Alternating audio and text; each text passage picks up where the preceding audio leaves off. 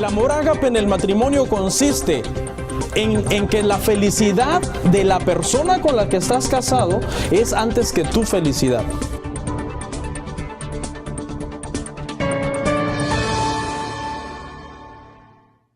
Verso 15, ¿lo encontró?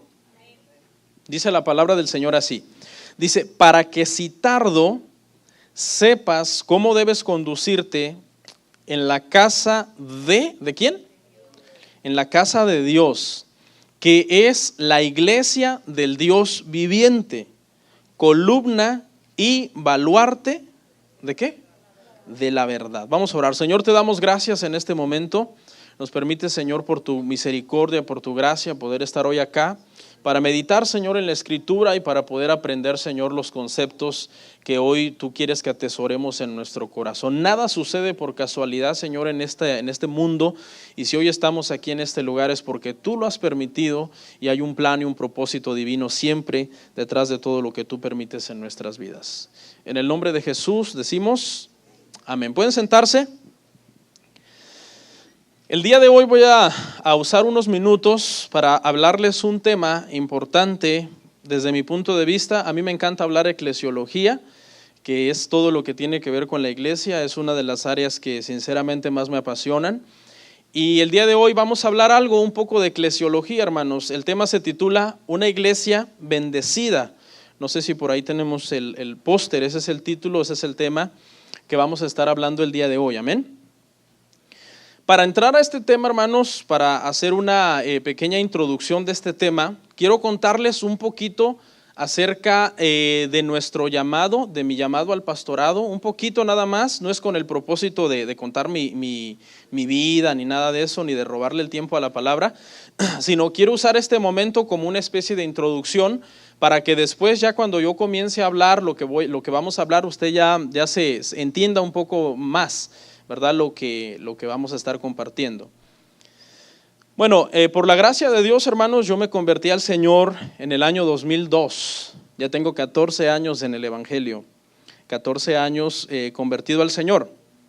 Me convertí en México, como ya lo he compartido en el pasado, el país donde yo soy. Y recién convertido, Dios permitió que yo pudiera venir a este país. Como todos, yo creo, con el mismo plan que todos venimos. 3 años y me regreso. No sé si a usted le pasó, ¿no? Y se nos han hecho décadas algunos ya. Ese era uno de mis metas, uno de mis planes.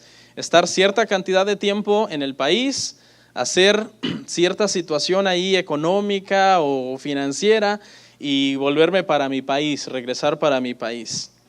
Cuando yo me convertí al Señor, hermanos, en mi corazón comenzó a haber un anhelo y un deseo incesante que no me dejaba ni dormir muchas veces por predicar la palabra de Dios. Yo hasta soñaba que predicaba. Yo creo que todos esos sueños eran producto pues de mi enajenación, de mi constante deseo ardiente por hacer eso, por hablar la palabra, por predicar la palabra. Me recuerdo que cuando alguien llegaba nuevo a la iglesia, ya en este país, lo primero que yo hacía era acercarme y tratar de empezarle a explicar lo que yo ya había aprendido de la Biblia.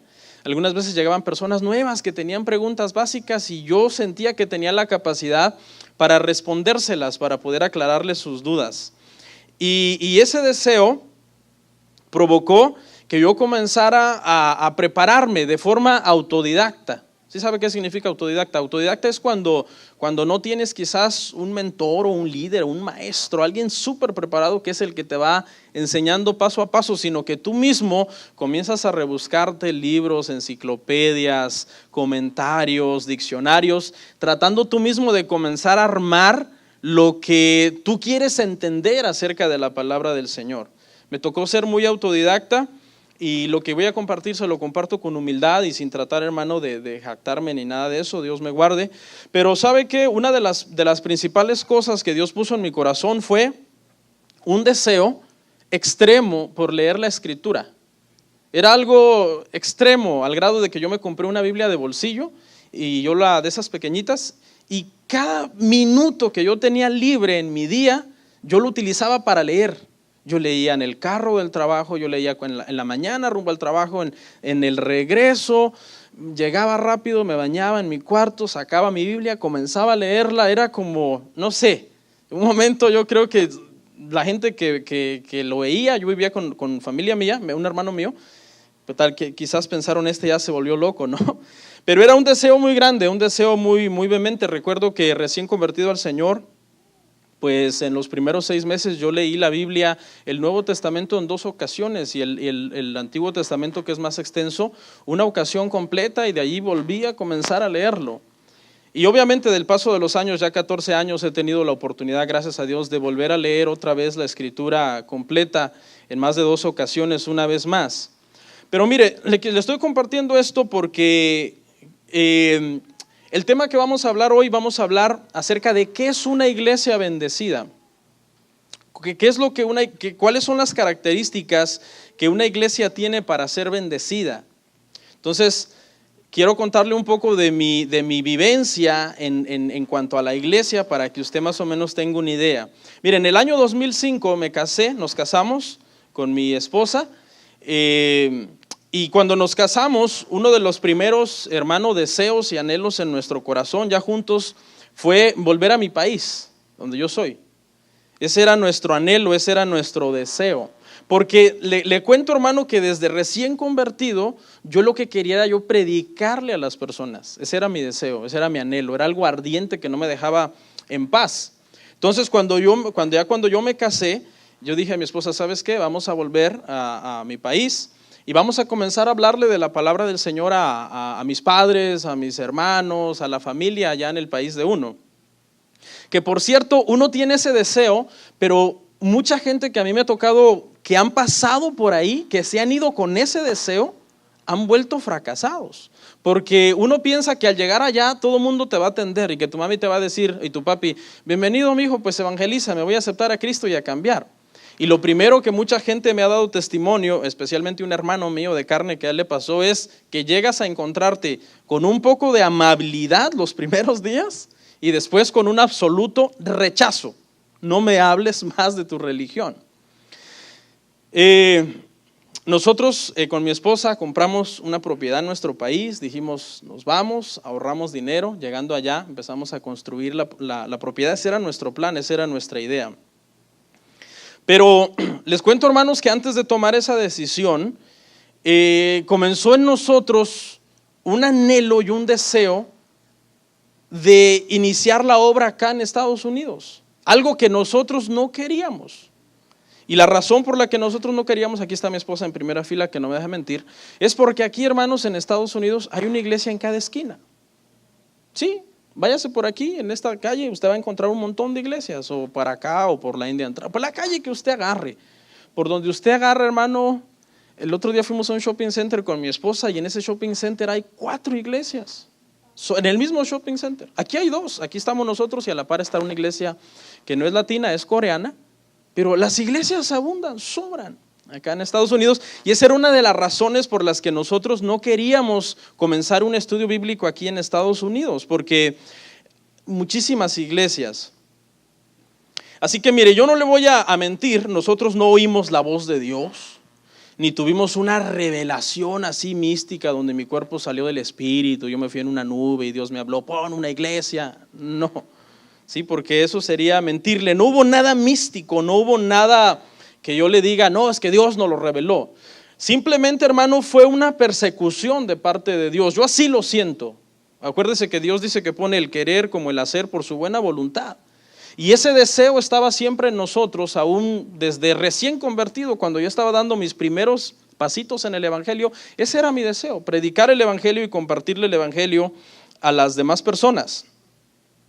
Pero bueno, para no hacerle muy larga la historia, el Señor acabó venciéndonos, acabó ganándonos de alguna forma la voluntad y acabamos comenzando la obra aquí en Estados Unidos, algo que nosotros no queríamos, porque eso es clásico. O sea, aquí en Estados Unidos se comienzan iglesias cada 8 días. Las estadísticas dicen que aquí en Estados Unidos se cierran 1,500 iglesias cada mes. O sea, cada mes 1,500 iglesias se cierran y dejan de existir. Eso genera muchas preguntas. ¿Qué pasó con esas 1,500 iglesias? ¿Hubo pecado en el pastor?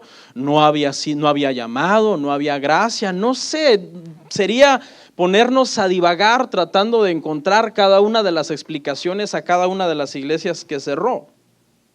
Pero yo no quería ser una estadística más, no queríamos ser alguien más del montón que salió de su iglesia, se peleó con sus pastores y puso una iglesia. No queríamos hacer eso, yo no quería hacer eso.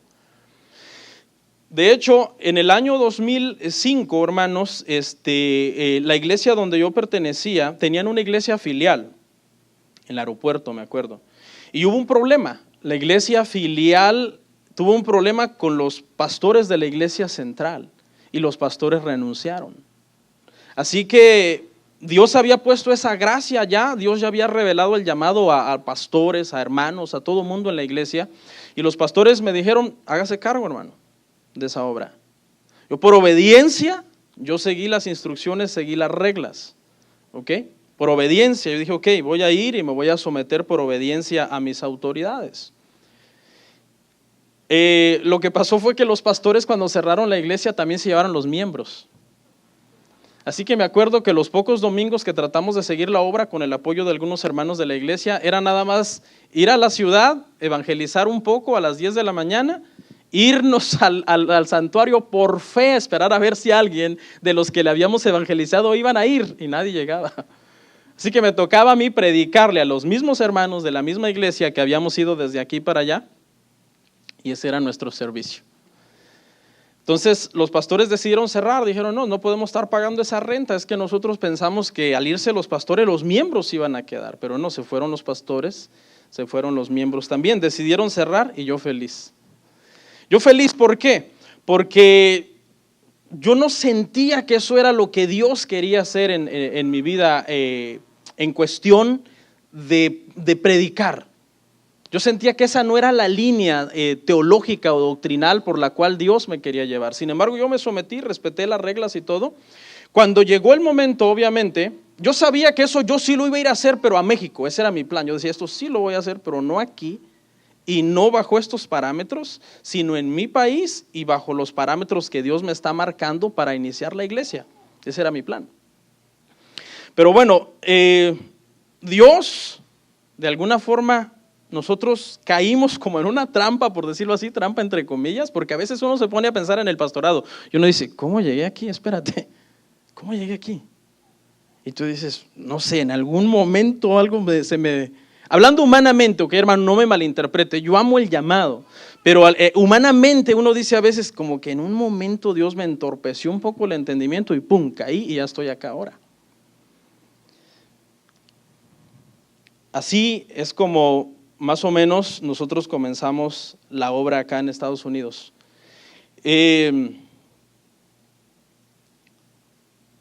Una de las razones por las que yo no quería comenzar una obra acá en Estados Unidos era porque yo sabía que iniciar una obra me iba a traer conflictos. Conflictos porque para que yo me desprendiera de la línea doctrinal y teológica, no podía ser en paz. O sea, no podía ser, ok, te bendecimos, vete, Dios te dirija, pastorea, predica el evangelio. Yo sabía que eso no iba a ser, por eso en mi corazón irme a México era una opción de evitarme muchos problemas, irme lejos y hacer la obra en México. Pero bueno, en su momento Dios permitió que fuera acá y tuvimos que enfrentarnos a muchas situaciones para poder permanecer como iglesia. Y aquí estamos, ya son 9 años de estar predicando el evangelio del Señor. ¿Cómo nosotros sabemos que esta iglesia es de Dios, hermano? ¿Cómo sabemos que es de Dios? ¿Por qué no algunos dicen, no, pues esa iglesia nació de una rebelión? ¿O por qué no dicen algunos, no, si ese hombre cuando era miembro de esa iglesia tenía mal testimonio, ¿qué hace pastoreando? ¿A quién de ustedes les consta eso? Que yo fui un buen cristiano en la iglesia donde yo estaba. Y sin embargo, muchos de nosotros a veces comenzamos a seguir a alguien sin saber. Cuando es bien importante que nosotros sepamos que una iglesia fue la mano de Dios la que dijo, ok, esto es lo que yo quiero que tú hagas. Esto es para lo que yo te preparé. Esto es para lo que tú naciste. Te di talentos naturales que tú tienes en tu humanidad. Te estoy capacitando con dones espirituales también para que lo hagas. Ahora te voy a enviar a hacer la obra. Una vez que te envíe, te voy a respaldar en lo que vas a hacer y estaré contigo en lo que tú vas a hacer. Entonces, el día de hoy, hermano, quiero que meditemos cómo nosotros podemos llegar a saber si de verdad una iglesia tiene la bendición de Dios. Si Dios está aprobando la iglesia, dices, ok, háganlo, estoy con ustedes, tienen mi bendición. Sé que cuando fuiste miembro de una iglesia lo hiciste bien, fuiste fiel, fuiste leal, te ganaste el testimonio y el respeto de toda la gente que dijo, ese hermano va a ser pastor, y de tus pastores que dijeron, ese hermano va a ser pastor, y de tu esposa que dice, tú vas a ser pastor. Y que todo mundo atestigua y da testimonio de que eres una persona trabajadora, emprendedora, que nunca anduviste enredado en temas de andar molestando a las hermanas, andar enamorando a las personas, sino que eres una persona de buen testimonio, que tienes un carácter moral para hacer lo que estás haciendo y que Dios dice, eso está bendecido por mí. ¿Más o menos están entendiendo por qué les conté eso ahora? Ahora, mire. Vamos a analizar el pasaje, 1 de Timoteo 3:15. Porque, ¿qué tal, hermano, si yo fuera un hombre que la mujer que está ahí fuera mi tercera ya mujer? ¿Quién de ustedes han investigado eso? Ninguno, ¿verdad? ¿O qué tal si yo resulta que hace unos años atrás fui acusado de robo? ¿Quién se ha puesto a investigar mi vida? Nadie. ¿Sabía usted, hermano, que hay muchos pastores pastoreando en muchas iglesias que si se les pasara una lupa y se les comenzara a investigar el celular, se les comenzara a investigar la computadora, con quién hablan, qué ven en internet, a qué se dedican, saldrían unas cosas horribles a luz? Por eso es importante que uno como pastor tenga un buen testimonio dentro y fuera de la congregación. Yo conozco a varios pastores que aquí en Georgia cometieron adulterio, se fueron con la secretaria y hoy están en otro estado donde nadie los conoce pastoreando una iglesia. Yo me pregunto, ¿cómo han de enseñar cuando se trata de decir no cometa adulterio? ¿O qué han de enseñar acerca del divorcio? Es una buena pregunta, ¿no? Porque ellos se divorciaron.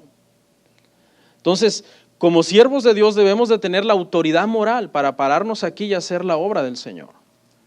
1 Timoteo 3:15, por favor. Dice, para que si tardo sepas cómo debes conducirte en la casa de Dios, que es la iglesia del Dios viviente, columna y baluarte de la verdad. En primer lugar, la primera frase dice, la casa de Dios. La iglesia, hermano, está llamada a ser la casa de Dios. David se cansó de hablar de este tema. Anhelo a tu casa. Es mejor un día en tu casa que 1000 fuera de ella. Aún los gorriones hallan para sí lugar donde pongan sus polluelos en tu casa. Me alegré con los que me decían, a la casa de Jehová iremos. Cuán bueno y cuán delicioso es habitar los hermanos juntos en armonía. ¿Dónde? En la iglesia, en la casa de Dios. Yo le voy a hacer una pregunta a usted. ¿Quién manda en la casa de usted? Usted, ¿verdad? Yo no puedo llegar a su casa y comenzarle a dar instrucciones. Hermano, haga esto, hermano, haga aquello, o esto, lo otro, sus muebles, o su renta, o su luz. No, porque ahí el que manda es usted. ¿Por qué? Porque es su casa. Esa es una de las principales características que nosotros debemos de buscar en una iglesia para saber si tiene la bendición de Dios. En la iglesia, hermano, debe de mandar ¿quién? El Señor. ¿Y cómo manda el Señor? El Señor manda a través de su palabra. O sea, que lo que se predica desde el púlpito debe de estar alineado con la voluntad de Dios expresada en la Biblia, para que de esa forma nosotros podamos decir, esta es la casa del Señor. Hay muchos pastores que le llaman a la iglesia la casa del Señor, pero enseñan muchas cosas antibíblicas, muchas cosas que contradicen la doctrina de Jesucristo. Ahí nosotros podríamos dudar y decir, yo creo que esa no es la casa de Dios, yo creo que esa es la iglesia, pero del pastor. Esa es la casa del pastor, porque él manda, él hace como él quiere, mete un montón de estrategias humanas, de conceptos humanos, de psicología, de filosofía. ¿Y a qué horas va a enseñar el evangelio de Jesucristo? ¿A qué horas va a predicar la Biblia? Así que hay muchas iglesias por ahí, hermano, pero no todas son casa de Dios. Porque para que sea casa de Dios, esa debe de estar regida por la Escritura. Ahora, no hay, creo yo, iglesia perfecta que diga nosotros cumplimos la escritura a cabalidad, más que fulano, más que sutano, más que mengano. Sin embargo, cada uno de nosotros como pastores, los que estamos de líderes, de ancianos de una iglesia, nuestro anhelo debe de ser cada vez ser más bíblicos, más correctos en cómo estamos interpretando la escritura, que la enseñanza esté más depurada y más apegada a lo que dice la Biblia, para que podamos llamar a este lugar casa de Dios. Y luego la siguiente frase dice que es también la iglesia del Dios viviente. ¿De quién es? Del Dios viviente, no es del pastor. O sea que nada, hermano, de lo que está aquí es de uno.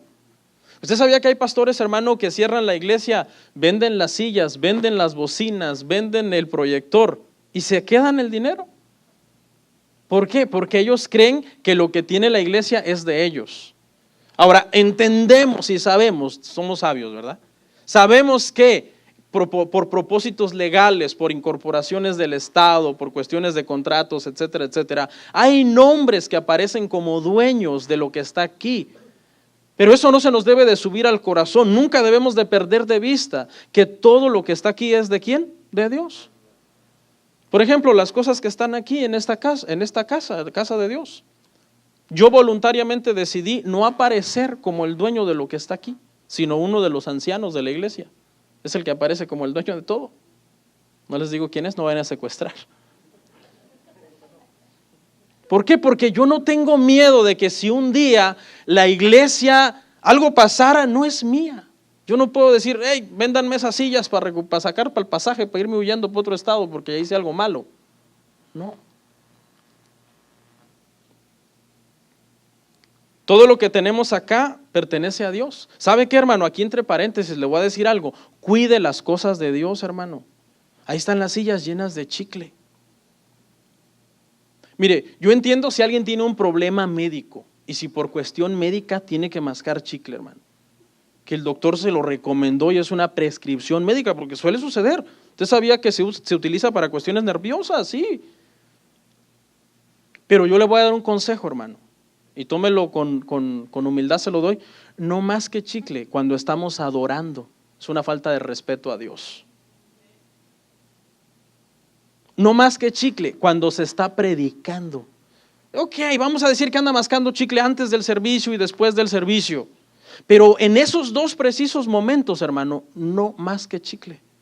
Mire, métase un chicle, hermano, a la boca y váyase a una corte y hable con el juez con su chicle en la boca. A ver si es usted muy valiente. No se lo van a permitir porque es una falta de respeto estarse dirigiendo a una autoridad en un lugar de ese tipo de lugares, con ese tipo de rango, digamos, político, y usted ahí, pues, que discúlpeme la expresión, hermano, como vaca, ¿no? No, hermano, eso se ve mal. Y luego, ¿qué pasa? Después, cuando se le acaba el azúcar al chicle, nada más la mano se alarga abajo de la silla y ahí quedó. Hoy una hermana vino a limpiar las sillas, gracias, hermana, mucho trabajo, hermanas, por favor. Hay un área allá atrás que se llama cafetería. Cuando su hijito esté molestando, llorando, sáquelo. Porque la leche, hermano, que dan ahí en las tiendas, no sé, tiene unos químicos tan fuertes que cuando se derrama sobre las sillas, hermano, eso se hace una mancha difícil de remover. Otros, para callar al niño, sacan una bolsa de chirrios. Y el niño, 3 chirrios a la boca y 3 al piso. Después el papá los pisa y una vez que se hacen un montón de crumbs así ya chiquititos, ¿cómo los sacas? Hay que ir a traer una aspiradora. Esto es entre paréntesis, ese no es el tema. Pero si estamos hablando de que todo lo que está aquí es de Dios, entonces no deje que los niños anden pateando, hermano, desconectando, sentándose, agarrando de asiento las bocinas. Cuidemos, no es mío, es de nosotros.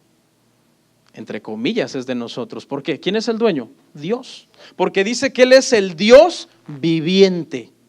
Ese término viviente indica de que está al tanto. Dios no es un Dios muerto, un Dios cansado, un Dios apático, un Dios indiferente que dice, va a haber reunión allá en la familia, hay que hagan lo que quieran. No, es un Dios vivo, es un Dios que pone atención, es un Dios que pedirá cuentas por todo lo que hagamos acá, hermanos.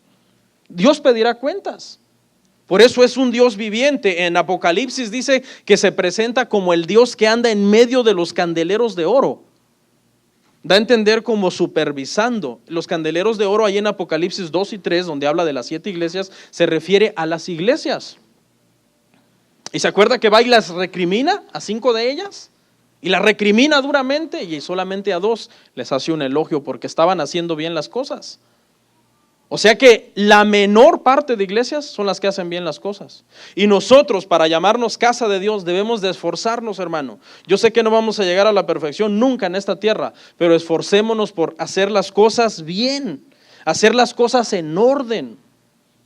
La alabanza debe ser en orden, oír la palabra debe de ser en orden, decorosamente, respetuosamente, honrando el santuario del Señor, dice la palabra en Levíticos. ¿Lo ha leído? ¿Cómo dice?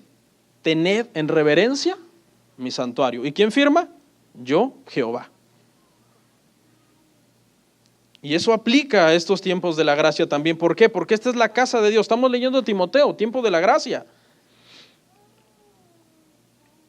Dios pedirá cuentas a todos nosotros, a los ancianos, a los líderes, a los miembros de la iglesia. Esos tres grupos que acabo de mencionar, escuche. Ancianos, líderes y miembros de la iglesia. Le vamos a dar cuentas a Dios porque Él es un Dios vivo de todo lo que nosotros hacemos aquí en este lugar. La iglesia no es un negocio, es un lugar de salvación, es un lugar de santificación. Luego la siguiente frase dice, columna y baluarte de la verdad. La iglesia tiene la responsabilidad, escuche, de predicar la verdad, le duela a quien le duela. Viene alguien que vive en unión libre. La otra vez prediqué acerca de la unión libre, hermano, hace unos domingos atrás, como 4 o 5. Una pareja se paró y se fue. No han vuelto desde ese día, ni volverán. Y me acuerdo que lo hice con amor. Estaba yo diciendo, por favor, para que la próxima vez puedan tomar la cena del Señor, arreglen su vida. ¿Cuándo lo van a hacer? Cuando abrí los ojos iba por allá. Y no era para ellos, sino era para todos. Para que todos seamos ordenados delante del Señor. Decimos amén, hermanos. ¿Sabe qué? Estamos entrando a los tiempos en que señalar los pecados que la Biblia manda que señalemos será delito. Será delito decir que el homosexualismo es algo reprobable. Será delito decir que los borrachos no heredarán el reino de Dios. O sea, al presidente que es borracho del país X, Y o Z no le va a gustar. Será delito decirle a la gente, cásese, no viva en unión libre. Te van a decir, ahí hay alguien que me está acosando, yo no me quiero casar y me está diciendo que me case, métanlo preso a ese pastor. Yo fui a visitarlo porque yo quería una palabra que me levantara el ánimo, no una palabra que me mandara a arreglar mi vida, que se meta en la vida de él, no en la mía. O sea, estamos viendo tiempos, hermano, en que comenzarán a haber tantos argumentos contra lo que la Biblia establece, que vamos a ser llevados a los tribunales y vamos a ser puestos presos. Pablo dijo, si yo dejo de predicar este evangelio y de decir estas verdades, dijo Pablo, ¿dejaría yo de qué? De ser siervo de Dios. Eso dijo Pablo. En el momento en que la iglesia comience a comprometer la verdad para agradarle a la gente, vamos a dejar de ser siervos de Dios y nos vamos a volver unos payasos. Charles Spurgeon dijo, llegará el tiempo en que en lugar de haber predicadores predicando el evangelio a las almas, habrá payasos en los púlpitos entreteniendo a los pecadores. Eso ya está, eso ya llegó. Hoy precisamente me escribió una mujer, no sé ni de qué país. Pastor, ya no aguanto a mi pastor, cree que todo es hacer chistes el domingo. Yo siento que me estoy muriendo por anhelar más de la palabra y él todo se lo lleva en contar chistes. El problema del hombre no es la falta de dinero. El problema del hombre no es la baja estima. El problema del hombre no es la salud. Aquí quiero que me entienda el contexto en el que lo estoy diciendo. Usted, pastor, yo tengo problemas de salud. Sí, Puede ser que usted tenga problemas de salud, pero a lo que me refiero es que esos no son los peores problemas. El peor problema que los seres humanos tenemos se llama pecado. Y ese es un trabajo de la iglesia, atacar ese problema. Atacar ese problema, decirle a la gente arregle su vida, alíñese con Dios. Pero como ya hablar del pecado se ha vuelto algo anticuado, pues entonces muchos están menguando el mensaje o desviando el mensaje y no se está predicando a un Dios santo. En este tema de los atributos de Dios vamos a hablar de que Dios es santo, no se lo pierda, va a estar muy interesante. Y por último, aquí en esta parte donde estamos analizando el pasaje, hermanos, pues quiero decirles de que hay una secularización tremenda dentro de la iglesia. La secularización me refiero a que la iglesia se ha vuelto mundana, la iglesia ya no está para reprender el pecado ni hacer un llamado a la santificación, sino la iglesia hoy se ha vuelto más como un club de autoayuda. Ven aquí que aquí te vamos a hacer sentir bien. Charlas para negocios. Vengan los que son empresarios que les voy a dar una charla para que sean más ricos de lo que ya son. Terapias psicológicas, etcétera.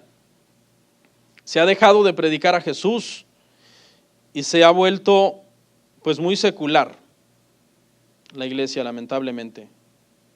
Así que yo le hago un llamado a que no nos dejemos engañar en estos tiempos, que leamos nuestra Biblia, hermano, y que entendamos de que para que esta sea la casa de Dios necesitamos hacer bien las cosas. ¿Está entendiendo hasta acá?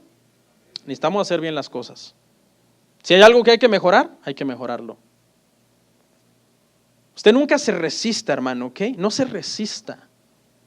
Nosotros no somos aquí unos maquiavélicos tratando de llevarlo a usted a una trampa. No, usted tranquilo.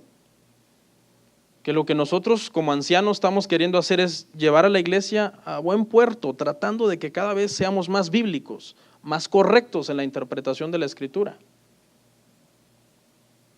Si ese no fuera el propósito, créame, pues no valdría la pena estar aquí. No valdría la pena estar aquí. ¿Qué es una iglesia bendecida? A continuación voy a plantear unas preguntas con un poco como de sarcasmo, pero sin tratando de ser sarcástico. Y en la respuesta veremos si eso es una iglesia bendecida. Primera pregunta, en forma de pregunta, valga la redundancia. ¿Una iglesia bendecida es la que tiene un pastor muy carismático para atraer personas?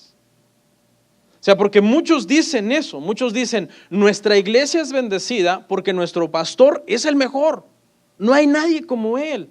Tiene un carisma y una inteligencia y usa unas estrategias tan tremendas que definitivamente la razón por la que yo voy el domingo es porque yo tengo que oír a ese gran conferencista y dictador de temas que me va a dejar boquiabierto con su sabiduría.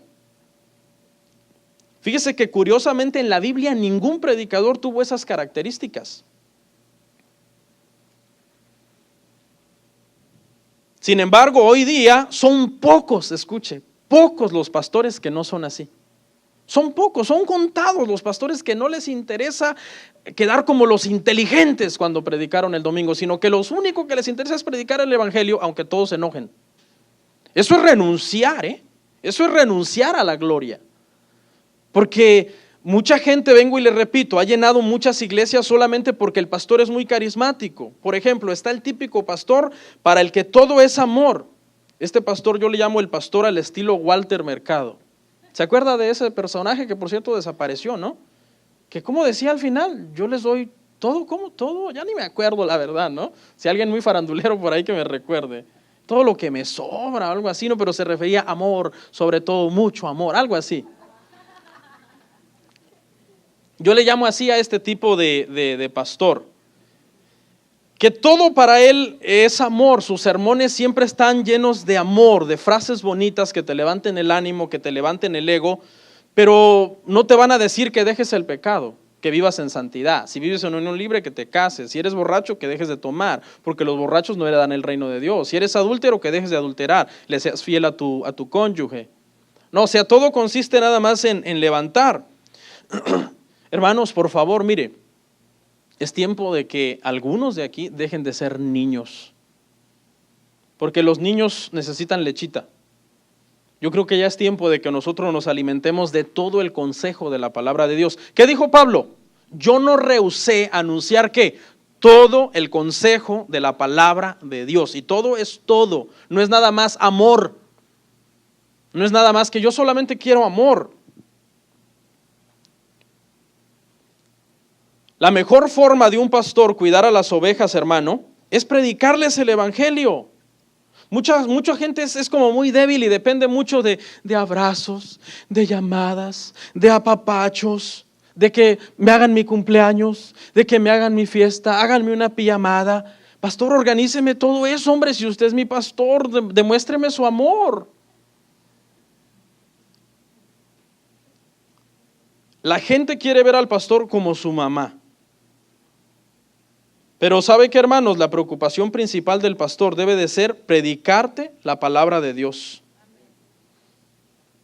Predicarte la palabra de Dios, enseñarte la Biblia. Con esto no estoy diciendo que yo no le voy a amar, no malinterprete. Pero le voy a hacer una pregunta, hermano. Le voy a hacer una pregunta. En el momento del problema, cuando usted necesite que algo real lo sostenga y le dé fe para seguir adelante, ¿le va a ayudar más que yo lo apapache y le haga su cumpleaños o que yo le enseñe la verdad de la palabra de Dios?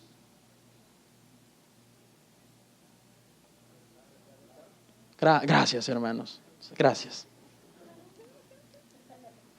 Gracias, hermano, porque es que nadie me apoyó.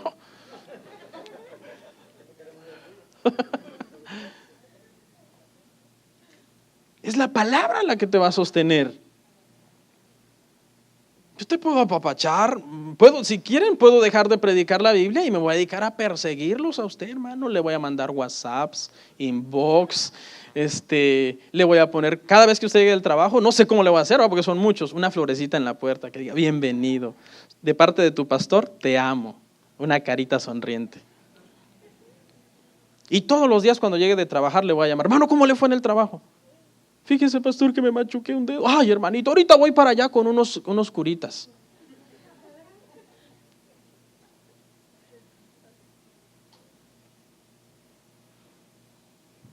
Ese es el pastor tipo Walter Mercado, que muchos hermanitos quieren un pastor así, que hay gente que a veces uno le dice, ¿y qué pasó? ¿Por qué estás en tal lado? No, es que me dan mucho amor, me atienden demasiado, me atienden.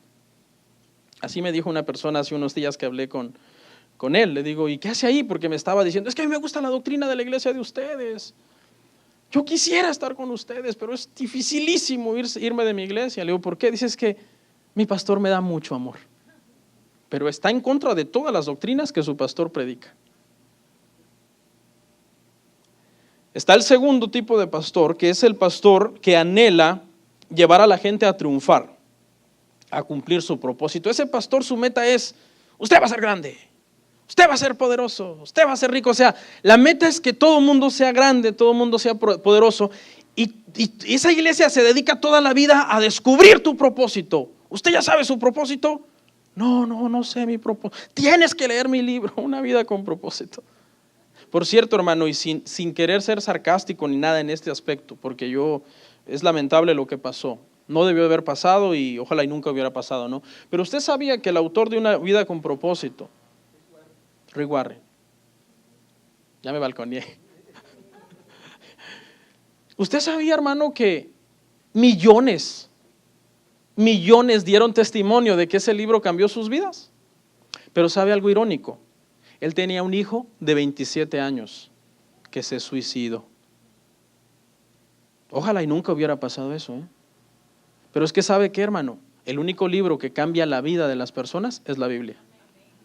Es el único que nos lleva a nuestro verdadero propósito, aunque ese propósito sea ser el más pequeño de la iglesia, el que limpia los baños. No, pero es que la gente lo que le inyecta es mucho triunfalismo a las personas. Tienes que llegar a ser un campeón. La Biblia dice que lo que tú tienes que llegar a ser es un santo, no un campeón. Ay, pastor, pero no sea pesimista, ¿y si puedo ser santo y campeón también? El problema es que para ser campeón vas a tener que comprometer muchas verdades de la palabra de Dios. Porque, ¿qué entiendes por campeón? ¿Un rico empresario? La Biblia dice, no dice que el dinero es malo, pero la Biblia dice que raíz de todos los males es el amor al dinero, el cual, codiciando muchos, se extraviaron de la fe. 1 Timoteo 6:10. ¿No será que más bien por eso Dios te guarda lejos del dinero porque tu corazón está bien débil? ¿Y rapidito te irías tras el dinero? ¿O campeón en qué, hermano? ¿En las Olimpiadas? ¿O qué? No, es que no. Pero ese es un evangelio muy triunfalista, un evangelio de aquí. Todos van a ser grandes, usted va a ser empresario, usted va a llenar estadios cuando cante, usted se le van a dormir cuando predique. No, eso no le dicen, ¿no? No, usted va a ser, cuando predique, miles se van a convertir. O sea, siempre es inyectar triunfalismo, ego. De por sí los seres humanos somos egoístas y llenos de vanidades, y luego viene alguien a picarnos el ego, en lugar de que sea humilde, deje esa arrogancia. Deje ese orgullo, pida perdón al hermano que ofendió, pida perdón a su esposa. Ese es el evangelio. Y luego está el otro, que es el que le urge que sea rico. Y a este le urge que seas rico porque tú eres alguien a quien va a exprimir.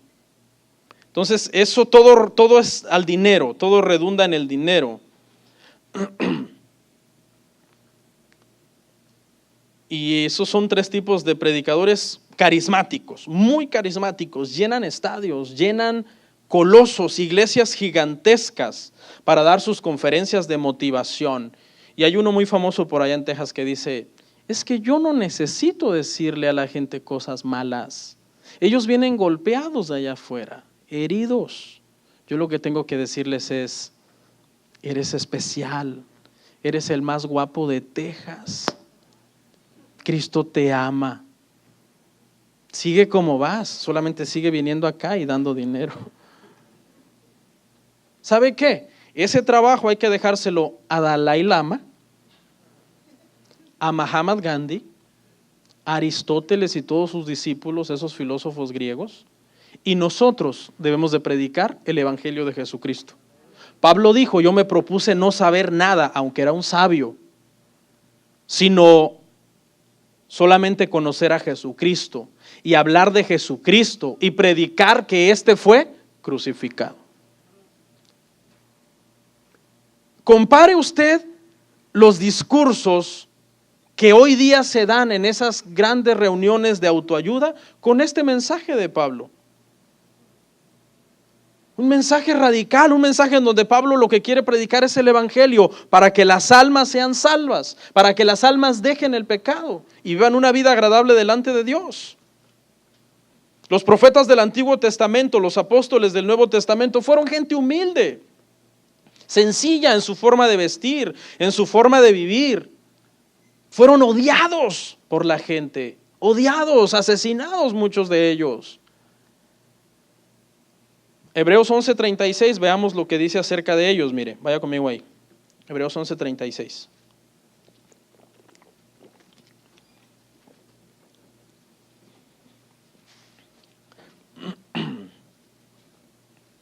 ¿Lo encontró? Dice, otros experimentaron vituperios y azotes, y a más de estos, prisiones y cárceles. Fueron apedreados, aserrados, puestos a prueba, muertos a filo de espada, anduvieron de acá para allá, cubiertos de pieles de ovejas y de cabras. Mire, yo en el rancho donde yo crecí, cuando mataba a mi abuelo las cabras y las ovejas, colgaba los cueros porque los vendía. Y esos cueros, hermano, huelen feo. Y ellos, esa era la ropa que usaban. Una ropa que olía feo. Pobres. ¿Cómo? No, pero si los predicadores hoy enseñan que tú debes de ser rico. Es más, la pobreza dicen que es una maldición. Eso se enseña hoy día. Angustiados, maltratados, de los cuales el mundo no era digno. Errando por los desiertos. Dice, por los montes, por las cuevas y por las cavernas de la tierra. ¿Cómo presenta el autor de Hebreos a estos siervos de Dios? Como hombres sufrientes, que estaban dispuestos a dar su vida por predicar la verdad. A los profetas de Israel, los israelitas les decían, si me sigues hablando ese mensaje te voy a matar. Pues mátame, porque este es el mensaje que Dios me mandó a hablar. Y eso es lo que voy a hablar. Sufrieron hasta la muerte predicando la verdad. Hoy ya los predicadores de hoy, hermanos, la verdad incluyéndome a mí, debería de darnos vergüenza. Porque, ¿sabe por qué le digo esto? Porque mire, los predicadores de hoy, hermano, viven mejor que los apóstoles y los profetas. Mejor. Buena ropa. Los apóstoles usaban pieles de cabra. Buenos perfumes. El aroma de ellos era el campo, los animales. Buenos zapatos. Estos hombres cargaban sus pies todos, hermano, resecos, partidos por andar en esos polvorientos caminos llevando el evangelio. Buena comida. Hoy día los predicadores, y me incluyo a mí, los incluyo a todos ustedes, nos damos grandes banquetes en grandes restaurantes. Ahí ponemos nuestra foto el domingo, un plato, hermano, que parece un barco.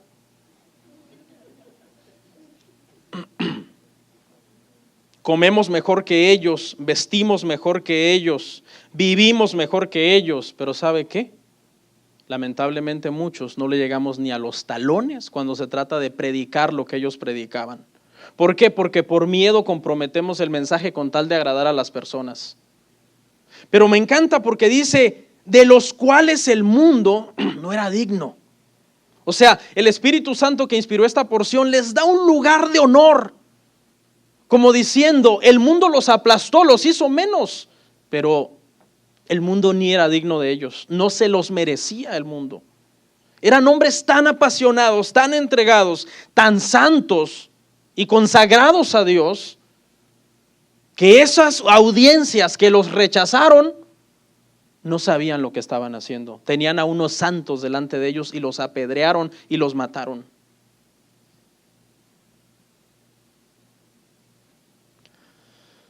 Y eso a nosotros, hermano, nos debería dar pena. Porque hoy la gente que le sirve a Dios le sirve con mediocridad, cuando quiere, como puede, como quiere. Haciéndolo todo para ser vistos. Me voy a subir para que me vean, para que me aplauden. Me salió bien bonito, ¿verdad? Yo puedo. Y eso no es justo. No es justo. Porque nosotros, hermano, sí nos damos la buena vida. Y mínimo deberíamos de hacerlo bien, mínimo, porque ellos lo hicieron bien sin vivir una gran vida. Con mayor razón nosotros, porque si más se nos ha perdonado y si más se nos ha bendecido, más deberíamos de amar.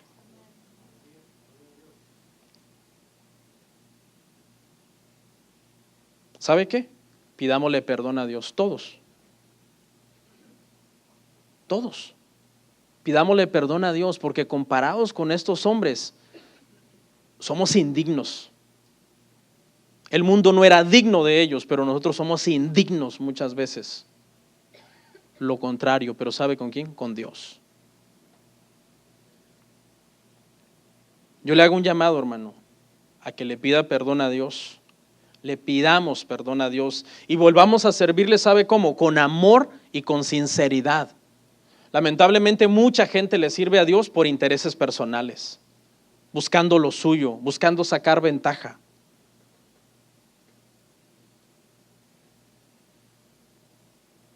Entonces, un siervo muy carismático no precisamente representa una iglesia bendecida. Porque los siervos de Dios del Antiguo Testamento y del Nuevo Testamento no eran gente carismática, eran gente sencilla, eran gente humilde, que predicaba la verdad, que eran fieles a Dios. Hoy lo que hay es un montón de payasos, hermano. Así se lo digo. Y a nosotros nos falta mucho todavía por aprender. Ni se vaya usted a jactar de que yo puedo. Estamos en pañales para llegar a los pies de esos hombres. Segunda pregunta, ¿es una iglesia bendecida la que tiene una gran membresía? Hoy hay muchas mega iglesias, estamos hablando de más de 5,000 miembros, personas que las iglesias han crecido y eso es señal de que es bendición. Porque si eso es señal de que es bendición, entonces déjeme decirle, hermanos, que los católicos, los mormones, los testigos de Jehová, los musulmanes, tienen las iglesias más bendecidas. Los católicos son 1 billón de miembros. La multitud significa la bendición de Dios. Obvio, tampoco vamos a decir que no queremos miembros en la iglesia. Claro, la iglesia fue diseñada, Cristo murió por ella para que la iglesia predicara el evangelio y el Señor añadiera a los que habían de ser salvos. Y aquí hay una enseñanza tremenda en esa simple expresión. Fíjese, ¿a quién dice que añade Dios a la iglesia? A los que han de ser, o sea, no todos los que venimos aquí. Vinimos porque Dios nos trajo. Dios lleva a la iglesia a los suyos. Hay mucha otra gente que nada más anda por las bandas, es simpatizante, le agrada, le gusta, pero no son hijos de Dios. Esos Dios no los ha añadido. Por eso en el momento menos pensado, ¿qué pasa? Eran miembros y luego ¿qué? Ya no son. Porque el Señor a los que añade es a los que han de ser salvos. Hechos 2:47. Le doy un consejo, hermano, respete su membresía de la iglesia. No sea una persona que en el momento en que ya se enojó, desapareció y se fue. Sea maduro, sea serio.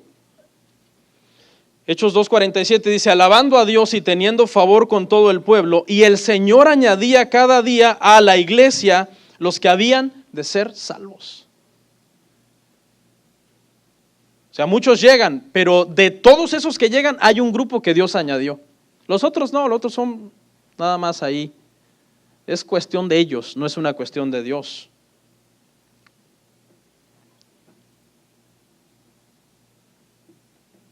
La iglesia no debe tener una ansiedad por ser grande.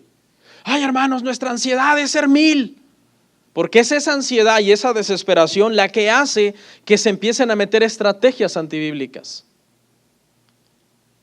Las estrategias, hermano, no son principios.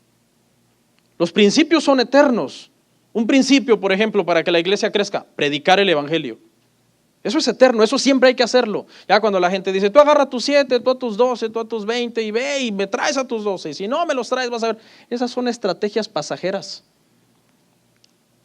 Nosotros lo que debemos de aferrarnos es a los principios de la Biblia, para que la iglesia tenga un crecimiento sano, un crecimiento bíblico, un crecimiento que Dios lo ha dado, aunque sea poco, y aunque de repente uno en su humanidad diga, pero ¿qué pasó? ¿Dónde están los demás? Pero tranquilo, porque no hay forma humana en que el pastor y los ancianos hagamos crecer la iglesia, no.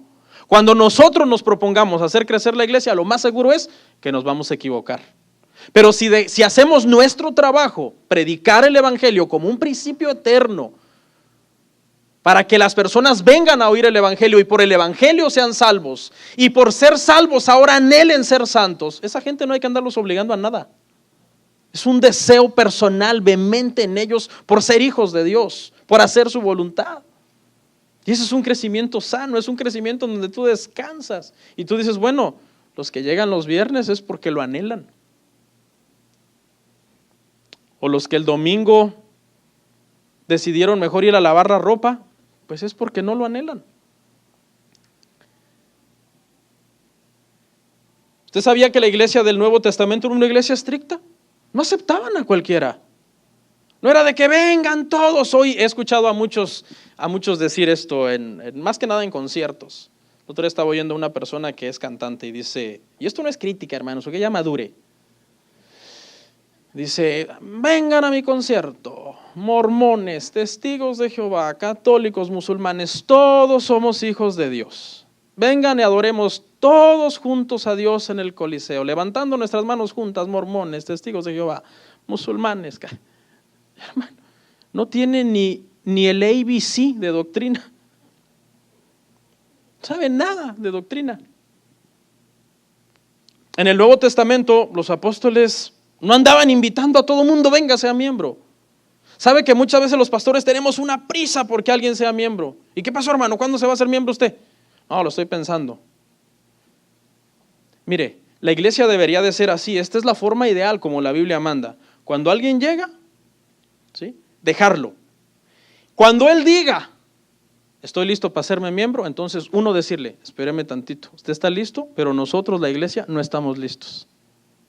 Suena feo, pero así es en la Biblia. Nosotros no estamos listos, déjenos conocerle más.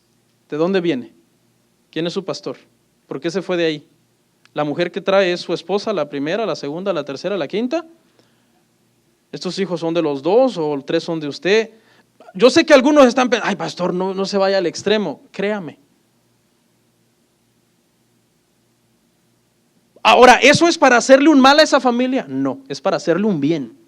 Es para enseñarles orden, es para enseñarles cómo deben de venir a la iglesia por un anhelo de decir, yo quiero buscar a Dios, fui a este lugar, me predicaron la verdad, yo quiero ser miembro ahí, quiero crecer ahí, quiero servir ahí. Ese anhelo debe tenerlo la gente, no uno sacárselo a ellos a la fuerza, porque entonces no es sincero. No sé si me doy a entender, hermanos. Y si estoy diciendo algo incorrecto, pues corríjanme, pero al rato allá en privado.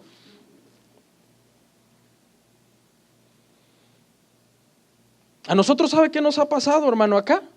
La gente que viene acá a visitar la iglesia, cuando oyen el evangelio que se predica, el evangelio de la Biblia, obviamente, no mío, no aguantan. No aguantan. Están un tiempo, después, conforme a la predicación, comienzan a decir, hey, espérate, pero según lo que el pastor está predicando, yo no soy cristiano. De acuerdo a lo que están predicando, yo no soy cristiano. Y están poniendo un montón de reglas, que venga la Santa Cena, que no falte, que si voy a faltar avise, no, vámonos. Y se van, y llegan a un lugar donde, aquí hazle como quieras, súbete al altar, aquí dale. Entonces, no aguantan, ¿por qué? Porque se está predicando el verdadero evangelio. Bueno, el evangelio de la palabra de Dios, digo yo. ¿Está acá todavía? Despiértese pues, porque ya los veo así, apenas voy a la mitad. No, ahorita vamos, si me extiendo más, continuamos la otra semana. Bueno, en 15 días, pues la otra semana no me toca predicar. ¿Estamos bien hasta aquí? Ok, continuamos pues. Ahora, la tercera pregunta. ¿Una iglesia bendecida es la que tiene mucho dinero? Hay iglesias muy ricas hoy día, hermano. Por ejemplo, vamos a suponer que una mega iglesia, hermano, tiene, así a grandes rasgos, 5,000 miembros. Y de esos 5,000 miembros, hermano, la mitad vamos a suponer que diezman. 2,500. 2,500 personas. Y de esos 2,500, hermano, yo le aseguro que se pueden llegar a juntar, hermano, como unos, ¿qué será? 60,000, no sé, no tengo idea, pero voy a decir un número, nada más calculándole ahí. Unos 60,000, 70,000 dólares el domingo. Eso es dinero, hermanos. Eso es bastante dinero. Entonces puede ser que las cuentas de esa iglesia, hermano, estén rebosando de dinero, ¿no? Que ya haya gente asalariada, cosa que yo no estoy en contra de eso siempre y cuando se haya ordenado, se haga ordenadamente. Pero eso significa que están bendecidas.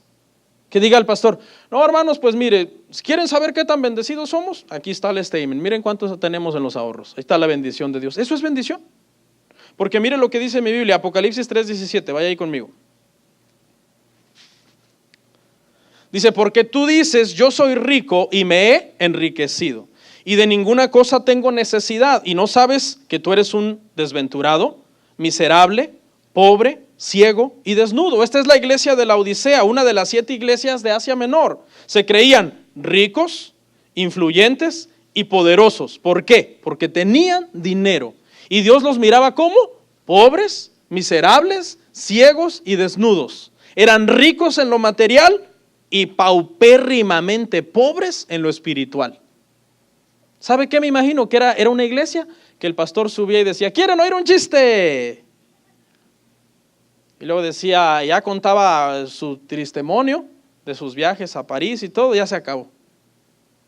Pero eso sí, la gente se rió, la gente aplaudió y 2,500 diezmaron ese día. Y pues ahí está, somos bendecidos sin palabra, sin Biblia, sin enseñanza correcta del evangelio. No, eso no es bendición.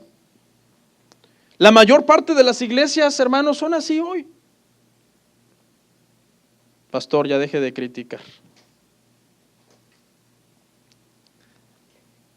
La iglesia debe de ser rica para con Dios, no para con los hombres. Y con esto no estoy diciendo que el dinero sea malo. Pero el dinero no determina la bendición de una iglesia. Mire, veamos otra iglesia ahí en Apocalipsis 2:9.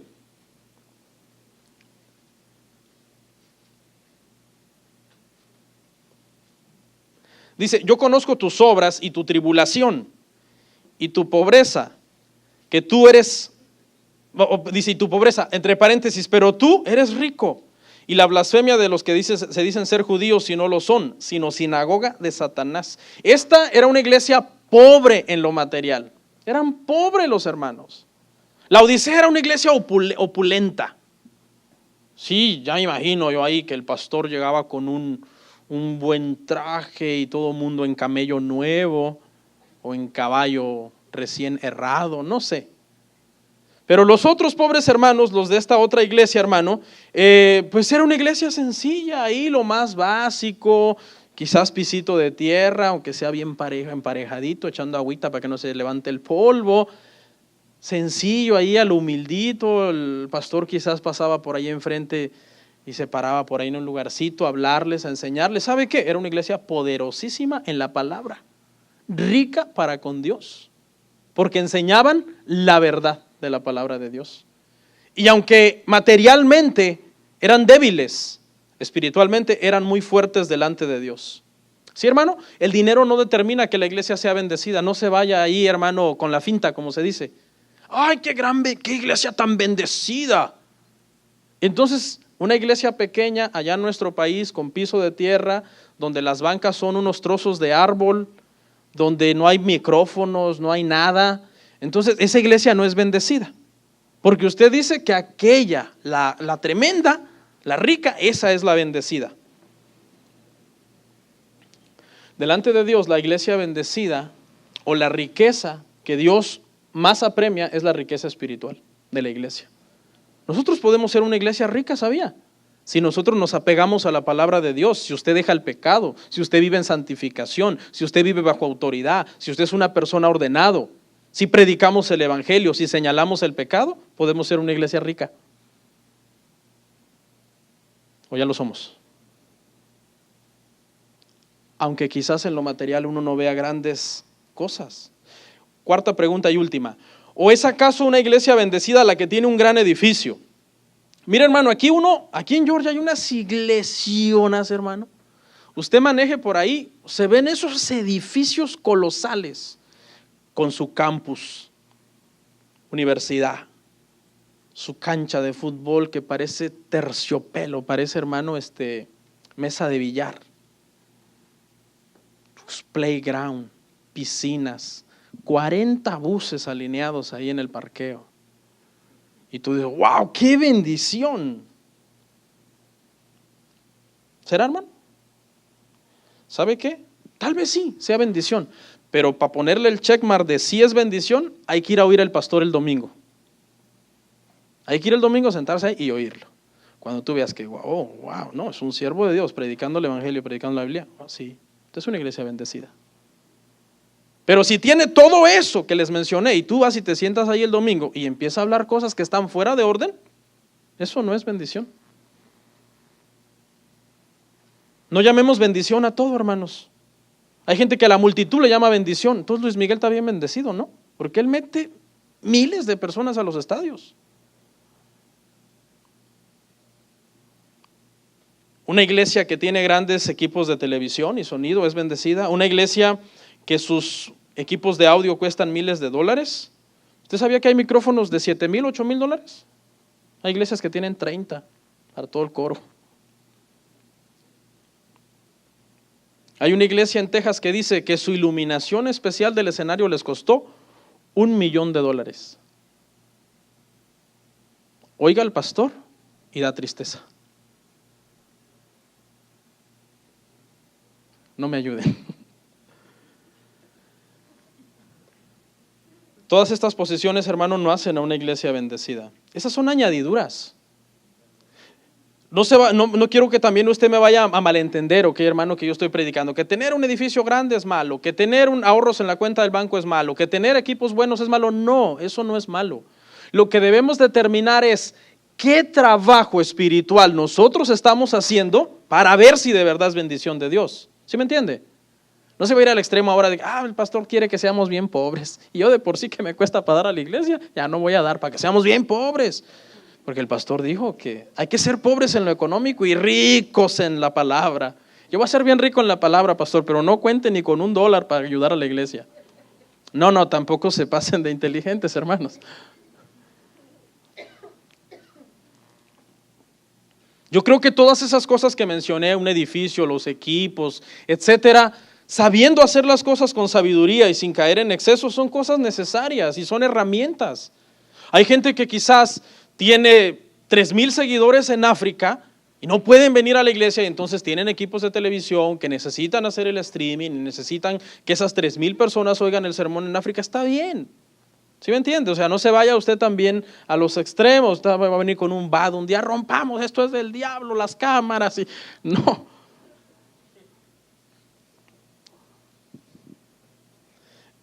La bendición es predicar el evangelio correctamente. Esa es la bendición. Y todo lo demás, añadiduras para hacer la obra de Dios. Dios ha prometido también que va a respaldar a su obra para que nosotros sigamos haciendo la obra del Señor, valga la redundancia. Termino. Hay una prédica en internet que se llama Marcas de una iglesia sana. La di hace unos 3 meses, véala, porque aquí solamente le voy a mencionar esas 9 marcas que yo prediqué ahí en 1 hora. Se las voy a mencionar aquí como en unos 10 minutos ya para terminar. Menos, voy a tratar de hacer menos. Pero de acuerdo al pastor Mark Dever, que es un eclesiólogo, hermano, experto en el tema para poder determinar cuáles son las características que una iglesia debe tener para ser sana, yo ya lo compartí, vengo y lo repito, lo compartí tal y como él lo dio, pero aquí lo voy a dar brevemente ya para que cerremos, a modo de conclusión. Primera característica de una iglesia sana, o entre paréntesis bendecida: la predicación debe de ser lo más importante de la iglesia. O sea, es el plato fuerte. Todo el mundo dice, yo lo que quiero y anhelo es la predicación. Debe de ser una iglesia donde la gente tenga hambre por la palabra de Dios. Y se debe de predicar correctamente. No es nada más cualquier predicación, ¿no? Porque todas las iglesias tienen predicación. Toda la iglesia, alabanza, ofrenda, predicación. No, tiene que ser la predicación correcta con la interpretación correcta de la Biblia. No voy a ahondar en el tema. 2, debe de tener una buena enseñanza teológica. O sea, no consiste solamente en que yo venga y trace un sermón. Está bien eso, y si lo enseño y lo trazo y lo doy bien, está bien. Pero también la iglesia debe de tener una buena teología. ¿Qué es eso? O sea, debe de tener una corriente teológica sana. No debe de caer en extremos de corrientes doctrinales, porque eso es lo que trae muchas doctrinas, ¿qué dijo el apóstol Pablo? De demonios. Tratando de usar un montón de cosas que ya no se apegan a la palabra de Dios. Usted debe de aprender más, hermano, teológicamente. Eso no está mal. Hay gente que dice que la teología es mala, porque dice, no, es que teología es estudiar a Dios, ni que Dios fuera un conejillo de indias para que yo lo esté estudiando. Dios solamente quiere que yo lo ame y lo obedezca sin que yo lo estudie. No, hermano. Teología es aprender todas las doctrinas de la Biblia que hablan acerca de Dios y aprenderlas correctamente. Yo le aseguro que aquí muchos de ustedes, hermano, si yo le hago unas preguntas, usted no sabe qué es. Mire, si yo le pregunto a usted, ¿usted es de una corriente milenialista, posmilenialista o amilenialista? Muchos no saben. Oye, ¿qué es eso? Yo no sé qué soy. ¿Usted sabía que usted está dentro de una de esas 3 categorías? A eso me refiero con corriente teológica. O si yo le digo, hermano, ¿usted a qué se inclina más? ¿Arminianismo o calvinismo? Yo no soy amante, hermano, de decir, yo soy arminianista, yo soy calvinista, yo digo, yo soy bíblico. Yo soy tratando de ser lo más bíblico posible. Pero por lo menos usted debería tener la capacidad de decir, no, es que mira, en la cuestión calvinista yo me inclino por estos puntos, por estas situaciones que yo creo que sí están de acuerdo a la palabra de Dios.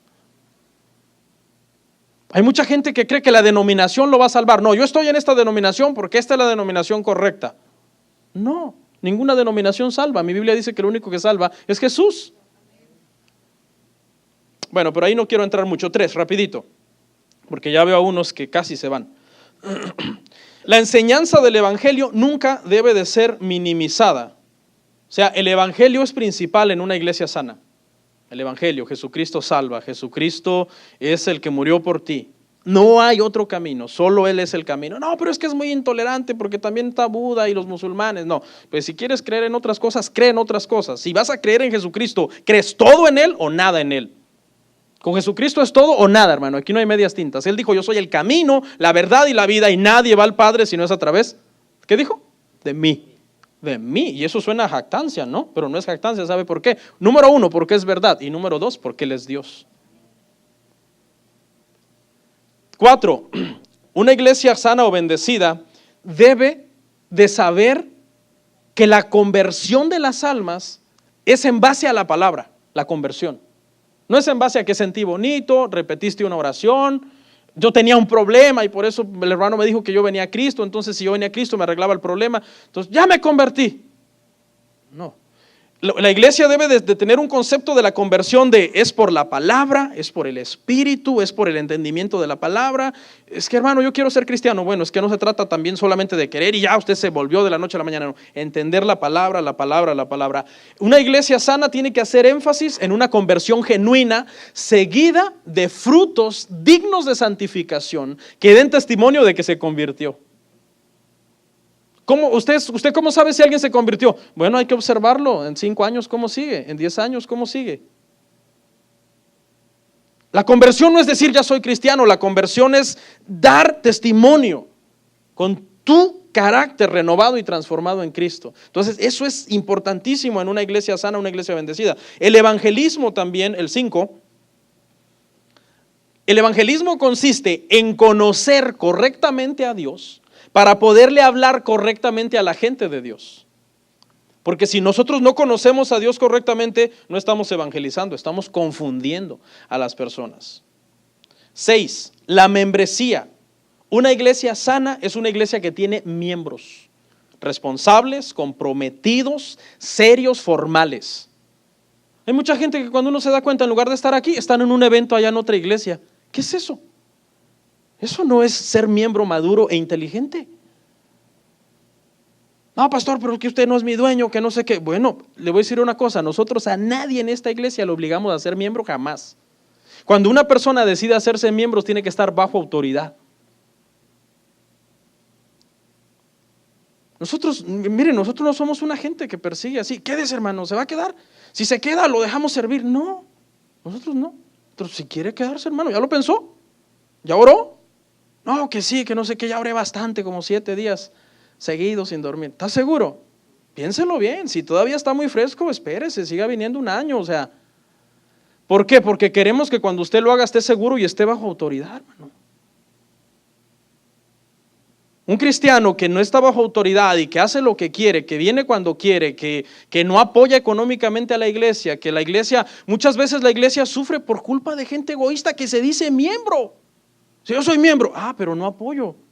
Y la iglesia padeciendo alguna necesidad, ¿sí entiende aquí el equilibrio? Que a rato le dije, no todo es dinero, pero tampoco se vaya al otro extremo. Entonces la membresía es importante. La iglesia del Nuevo Testamento funcionaba con miembros, no con visitas, no con simpatizantes, no con gente que iba cuando quería, no. Rapidito, ¿usted se acuerda cuando hubo el problema de la alimentación de las viudas? Necesitaban a quien atendiera a las viudas.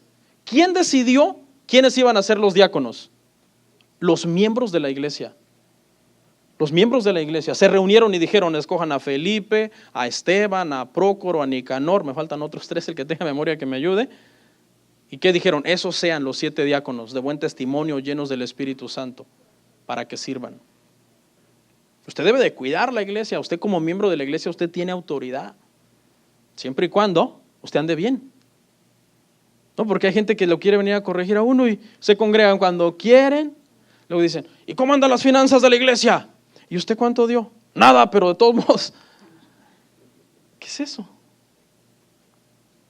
La membresía es un tema importante en una iglesia sana. Busque en YouTube un tema que se llama, por favor anótelo, ¿por qué debo pertenecer a una iglesia? Ponga en YouTube en el buscador, ¿por qué debo pertenecer a una iglesia? Oiga esa prédica. Ahí explicamos claramente por qué usted debe pertenecer a una iglesia. Y pertenecer es estar bajo autoridad, no es hacer lo que yo quiera. Ya le di mucho al tema, ya los vi. La disciplina. Una iglesia sana y bendecida tiene disciplina. Esto significa que cuando usted está bajo autoridad, lo que las autoridades digan a la luz de la palabra es una ley. No es de que, no, pero es que yo no estoy de acuerdo. ¿Perdón? ¿Por qué no está de acuerdo? No, porque no quiero. No, deme algo en la Biblia que diga, que lo respalde. No, no quiero, ¿y qué? Es mi posición.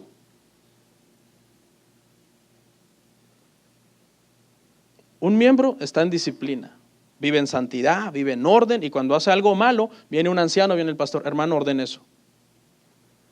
¿Te lo comprueban con la Biblia? Sí, tiene razón. Humildad. Sencillez. 8. Discipulado. Toda la iglesia debe de tener no solamente miembros, sino discípulos. ¿Discípulos de qué? De la palabra de Dios. O sea, que para nosotros es una preocupación cuando usted solamente viene, pero usted no aprende. Dijo Pablo, algunos de ustedes, debiendo ser ya maestros, tienen necesidad que se les vuelvan a enseñar los primeros rudimentos de la doctrina de Cristo. Y hay gente que ya tiene 20, 30 años y no aprende. Es una dislexia espiritual, hermano. No aprenden. Y tú dices, pero oye, si eso ya se explicó. Usted debe ser un discípulo de la palabra, amante de la palabra. Por eso aquí las prédicas del domingo, escucha, están diseñadas para que tenga discipulado. La prédica del domingo está diseñada para que tenga su parte de discipulado. Si yo predico 1 hora, 25 minutos es discipulado. Otros, 20 es un sermón, y otros 20 es una enseñanza, y otros 15 es una explicación de nuestro tiempo, tratando de crearle a usted un entorno de nuestro tiempo para entender el tema. Y por último, hermanos, ya termino. Liderazgo. Una iglesia sana y bendecida ve a su liderazgo como una bendición de Dios.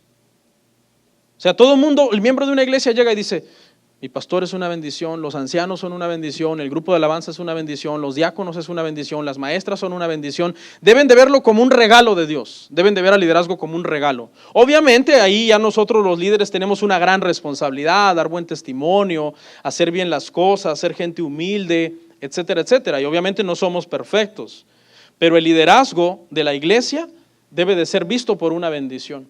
Así es como se trabaja ordenadamente de acuerdo a la palabra del Señor. Cierre sus ojos.